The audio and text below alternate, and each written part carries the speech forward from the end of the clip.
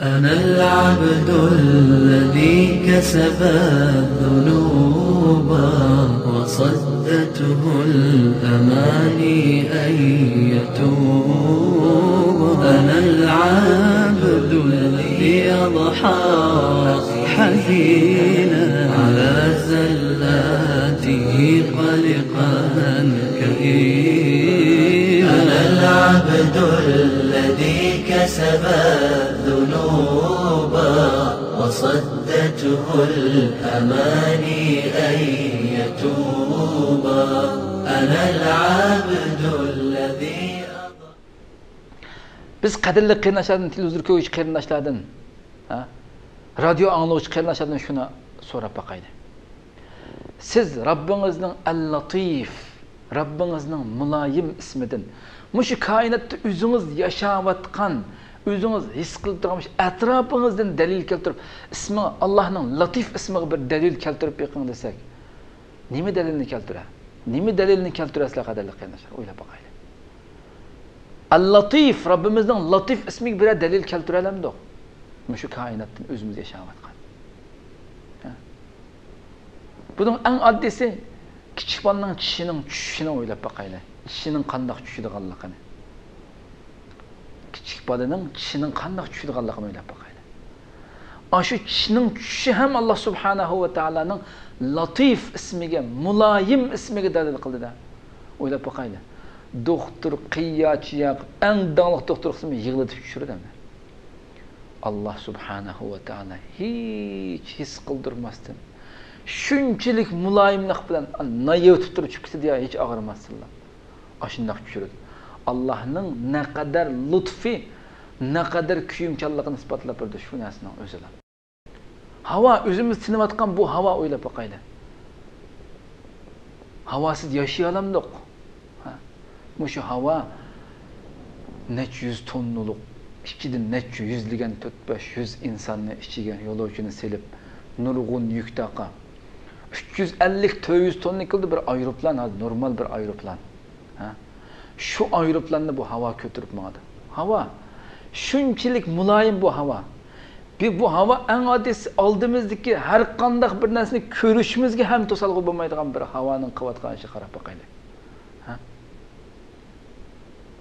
Oldimizdagi eng aqalli bir narsani, eng kichik bir narsani ko'rishimizga ham to'sqinlik qilib, to'saq qilib turib olmaydigan havoning muloyimligiga qarab boqaylik.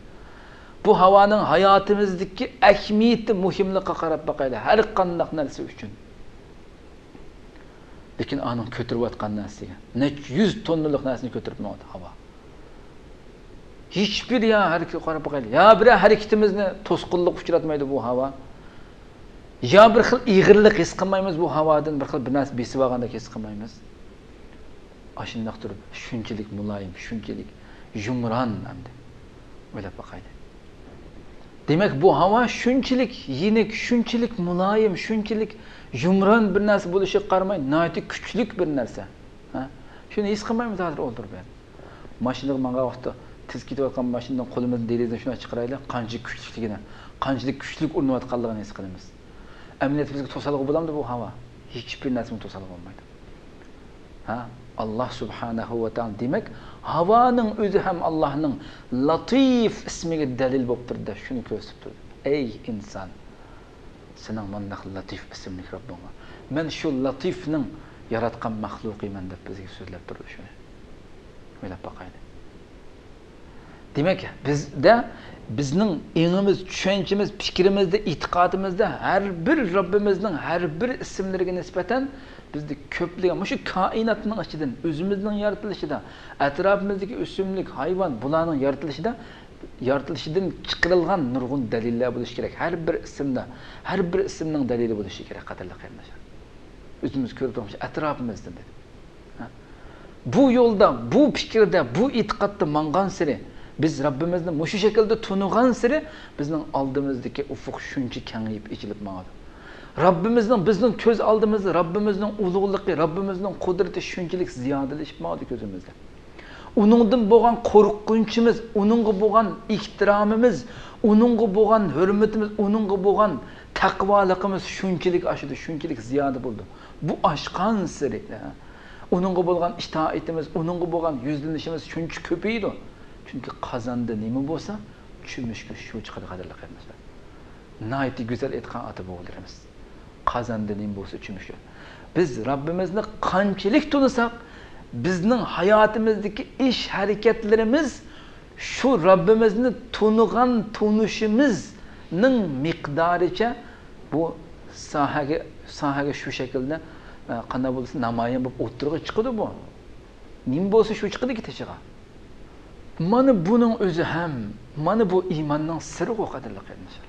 Mana bu iymonning siri. Bizning iymonimizning siri bu yerda asli. Bu shaklda e'tiqod qilishimiz, bu shaklda tushunishimiz, Rabbimizga ashundaq yuzlanishimiz bu iymonning siri, iymonning taqozosi bu. Iymonning shuning uchun al-imanu shay'un yastaqirru fil qalbi va yantiqu bihi al-lisan va tuakkiduhu al-a'mal dedi. Shuning uchun iymon insonning qalbida qaror olgan bir narsa dedi. Iymon insonning qalbida qaror olgan, tilida so'zlagan va o'zining bu jismiy badanlari orqali amal qilgan. Uning amallari uning iymonini ta'kidlaydi. Insonning, mu'minning qilayotgan amallari u insonning qalbidagi va tilidagi iymonini ta'kidlab turadi. Shuning uchun mu'minning amali bo'lmasa, hayoti dunyoda amaliy qilayotgan amal, haqiqiy ish harakat bo'lmasa, uning qalbidagi iymon bilan tildagi so'zlayotgan narsani bu amal tasdiqlamasa, bekor u hech bir arzimas narsa. O'ylab boqaylik. Bu üç narsa ayrılmaz narsa. İmanның üç xil ko'rinishi var. Qalbdagi qanoat, tildagi iqror va badan bilan qilingan amal o'ttirga chiqqan haqiqat. Mu'min bu shaklda bo'ladi. Mu'min shundoq axloqli shaxs. Mu'min o'zining va'dasida turadigan, mu'min ishbatlik, mu'min rostchil, mu'min ishonchlik, mu'min rahimdil, mu'min kuyimchan, mu'min pokiz, mu'min yuqori martaba talab qilib kishilarning maqtishini talab qiladigan kishi emas u. U Robbining roziligini ko'zlaydi faqat. Alloh subhanahu va taolo deydi u davomli. Ya Rabbi deb Robbiga yuzlandi u mu'min. Mana bu mu'min. Mu'minning har bir sifati, uning qilayotgan yurish turish har bir uningdagi mavjud bo'lgan hamma narsa jimjit turib uning mu'min ekanligini so'zlab beradi. Ey men mu'minjimi, men mu'mindan boshqasi bunda olmaydi deb uning sifatlarining o'zi jimjit turib so'zlab beradi, insonlarga ta'sir qiladi qadrli qarindoshlar. Bu bir suluki jihatda, mu'minning suluki jihatdagi tashqi qiyofati bu. Har bir ish, harakat, yurish, turishi, so'z, harakati hamma narsa shu Alloh rozi bo'ladigan shaklda ketayotgan. Shundoq intizomchan, shundoq go'zal ketayotgan. Bu tashqi suluki jihatdan mu'min bundoq bir shaxs. Ammo agar mu'minning qalbini yerib, ko'rib boqaychi buning qalbini, mu'minning qalbi qanday bo'ldigandi deb agar qalbini yasa, bu mu'minning qalbidan xotirjamlik, tinchlik, qalbi rohat, yurakdan ichidan bir xil rohat. Allah subhanahu va taolo tamoman taslimiyat, Allohga taslim bo'lganlik, Allah subhanahu va taoloning qilgan qazolari, bekitgan hukmiga tamoman rozi bo'lganlik, Allah subhanahu va taologa tavakkul qilgan bu narsa mu'minning qalbidan agar yerish to'g'ri kelib qolsa, buningdan boshqa narsa chiqmaydi mu'minning qalbidan. Va u mu'minning tili davomli Allah subhanahu va taoloning zikri bilan nam. Davomliq Allohning zikri bilan mashg'ul, insonlarni Allah subhanahu va taoloning bu ne'matlarini so'zlash orqali insonlarga ularning qalblarida tinchlik, xotirjamlik tuyg'ularini uyg'otgan. Ularni Allah subhanahu va taoloning yo'liga boshlab, haqiqatlarni echib berib, haqiqatlarni tushuntirib, bu mu'minning qilgan ishi. Mu'min mandaq bir shaxsiyat. Shuning uchun ismul mu'min Allah subhanahu va taoloning mu'min ismini haqiqiy o'zida o'zlashtirgan mu'min bo'lish uchun yuqoridagi sifatlarga loyiq bo'lish kerak qadrli qarindoshlar. Huvallohu allazi la ilaha illa huval malikul quddus assalamul mu'min. Ana shu mu'min Rabbimizga loyiq bo'lishimiz kerak. كسب الذنوب وصدته الأماني أن يتوب أنا العبد